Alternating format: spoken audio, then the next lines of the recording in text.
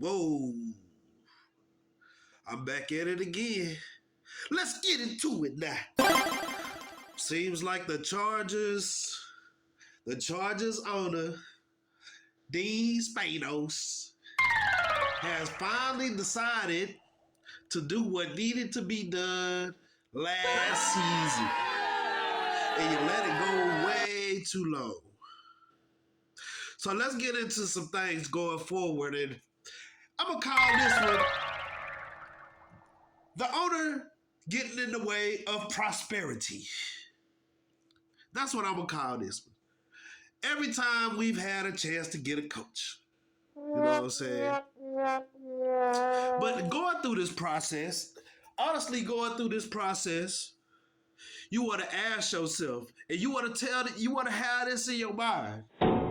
These are not your mom and dad Chargers mindset. A list of players need to be gone. Okay. A couple of questions you would ask the coach. I don't know how many times I went through this with the Chargers. First question I would ask is situational football questions. That needs to be the top priority of what you ask any of these new coaches, whoever you bring in. Hopefully it's somebody with some experience, finally. You know? So that's one of the questions you want to ask. Another question that you would ask is, what would you do if the game plan is not working? That's another thing that you would have to ask. You know what I'm saying? The third question I would possibly ask is, knowing when to draft best player versus need. Because that's been a problem with Tom Telesco and the other dude, Buckshot Staley. We gonna call him Buckshot Staley, man. They just had to go. This is the franchise where your buddy can get you fired. I've seen this so many times with this franchise. Your buddy got you fired, man.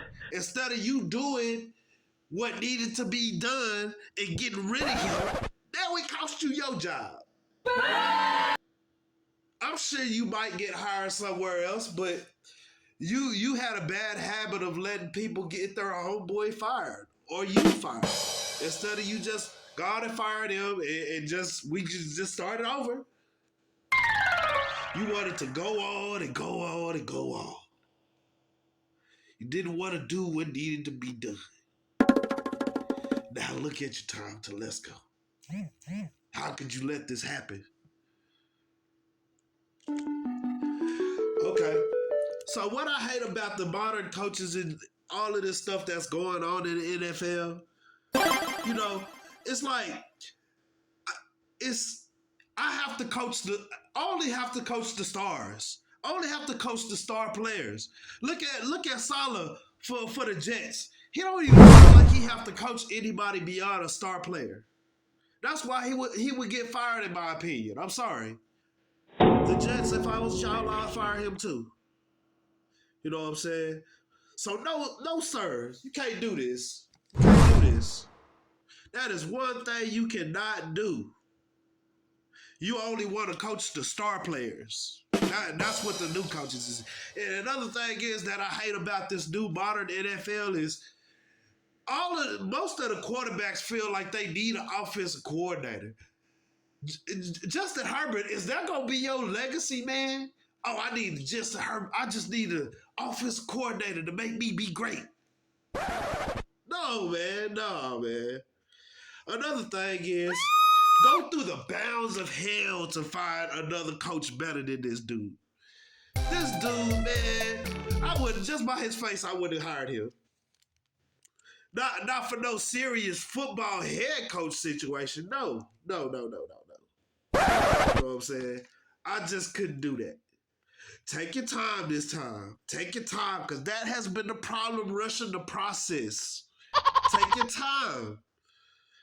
And always remember, if you write up 3 names, let's just say you put Brian Flores' name in the hat, and you put Bill Belichick name in the hat, and you put Jim Harbaugh name in the hat.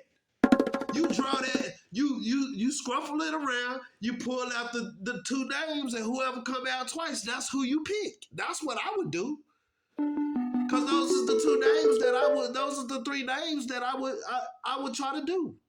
This coaching was just ugly, man. You know what I'm saying?